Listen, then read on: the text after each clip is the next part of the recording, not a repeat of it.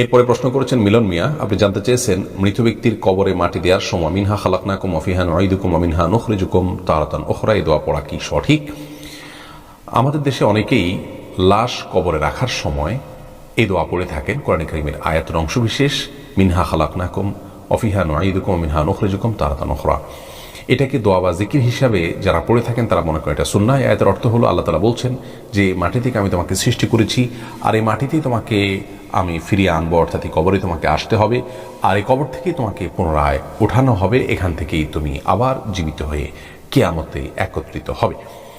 তো এই আয়াতের অর্থের সাথে একজন মুর্দাকে কবরস্থ করার সময় এটি পাঠ করার একটা ঘনিষ্ঠ প্রসঙ্গ এখানে খুঁজে পাওয়া যায়, যেহেতু অর্থটি প্রাসঙ্গিক, সেজন্য অনেকেই এ দোয়াটি পাঠ করে থাকেন, অনেকে সুন্নাহ মনে করেন। মূলত বাইহাকি সহ মুসনাদ আহমদ সহ বিভিন্ন হাদিসের কিতাবে এটি বর্ণিত হয়েছে যে মুর্দাকে রাখার সময় এই দোয়া পড়ার কথা, কিন্তু সেই হাদিসগুলোকে সকল মুহাদ্দিসিন ইকরাম ঐক্যবদ্ধভাবে দাঈফ বা দুর্বল সূত্রে বর্ণিত বলে দাবি করেছেন, এবং সেগুলো নবী করিম সাল্লাল্লাহু আলাইহি সাল্লামের হাদিস বা তার বক্তব্য হিসাবে স্বীকৃত নয়, বিশুদ্ধভাবে বর্ণিত নয়।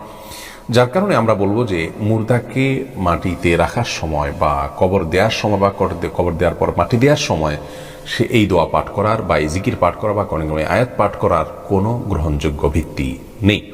তবে একটি হাদিস আমরা পাই যেটি আবু দাউদের, তিরমিজিতে, ইবনে মাজাহ এবং মুস্তাদরাকে হাকিম সহ বিভিন্ন হাদিস কিতাবে বর্ণিত হয়েছে বিশুদ্ধ সূত্রে। সেটা হলো নবী করিম সাল্লাল্লাহু আলাইহি ওয়াসাল্লাম বলেছেন, তোমরা যখন তোমাদের মৃত ব্যক্তিদের লাশ কবরে রাখবে তখন তোমরা বলবে বিসমিল্লাহি ওয়া আলা সুন্নাতি রাসূলিল্লাহ অথবা বিসমিল্লাহি ওয়া আলা মিল্লাতি রাসূলিল্লাহ। এটি বিশুদ্ধ হাদিস দ্বারা বর্ণিত আছে।